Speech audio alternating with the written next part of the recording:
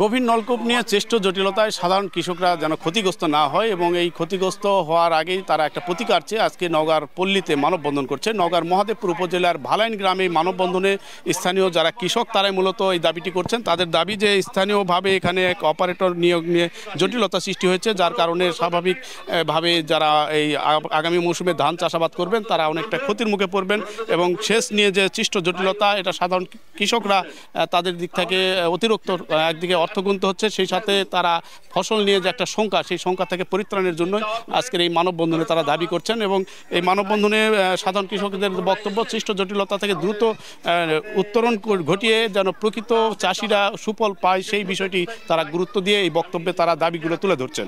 হাসিনা পালে যাওয়ার পর এই গন্ডগোলের পর উভয় গন্ডগোল লাগে যাওয়ার পর আমাদের ডিবে কঠিন সমস্যার মধ্যে আমরা পানি পাই না।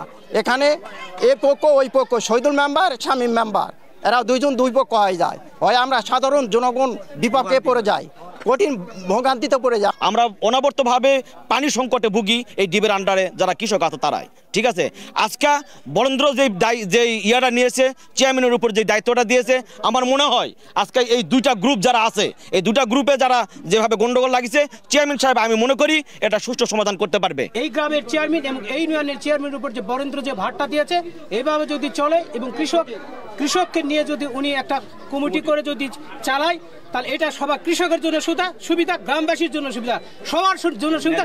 হাইকোর্ট নির্দেশ দিয়েছে যে আমাকে যেন ডিপটি পুজো দেয় এবং নিয়োগপত্র দেওয়া হয়, সঙ্গে সঙ্গে বরেন্দ্র কর্তৃপক্ষ আমাকে নিয়োগও দেন। কিন্তু ডিপটি আর বুঝে দেওয়ার জন্য চেয়ারম্যানের কাছে বারবার আসে, একাধিক বসেন, কিন্তু চেয়ারম্যান সাহেব শেখাকে বরদাস্ত করে তিনি নিজের মন গড়াভাবে রাজনৈতিক পলিটিক্স হিসাবে দেখে তিনি এই কাজটা করতেছেন, যে আমাকে ডিপ না দিয়ে তার পেটোয়া বাহিনী দ্বারা ডিপটা দখল করে রাখছে এবং আমাকে গেলে ওখানে প্রাণনাশের হুমকিও দিয়েছে। কৃষকের যদি আমার সাথে থাকে আর কৃষকের যদি আমাকে চাই, তাহলে আমি কোনো অপারেটর ছাড়া যদি আমাকে বরেন্দ্র যদি বলে যে আপনাকে দায়িত্ব দেওয়া হলো, আপনি যুগ ধরে আপনি পানি দেন কৃষকের স্বার্থে, আমার স্বার্থে কোনো নয়। এখানে সমুদ্র তৈরি করে দেওয়া আমার কোনো স্বার্থটা আমাকে একটা এখন লাভের জন্য নয়, কৃষকের স্বার্থে যে যতদিন লাগে আমি ডিপ পরিচালনা করবো। ষড়যন্ত্র হচ্ছে যে মনে করেন যে ওদের ব্যক্তিগত আক্রোশ, অন্য কেউ নয়, ওদের তো অর্থ লোভে এমন সামনে মানে বিভিন্ন পারিবারিকভাবে ওরা কৃষকের হেনস্থা করার জন্য মনে করেন যে আজে বাজে বক্তব্য শুরু করছে।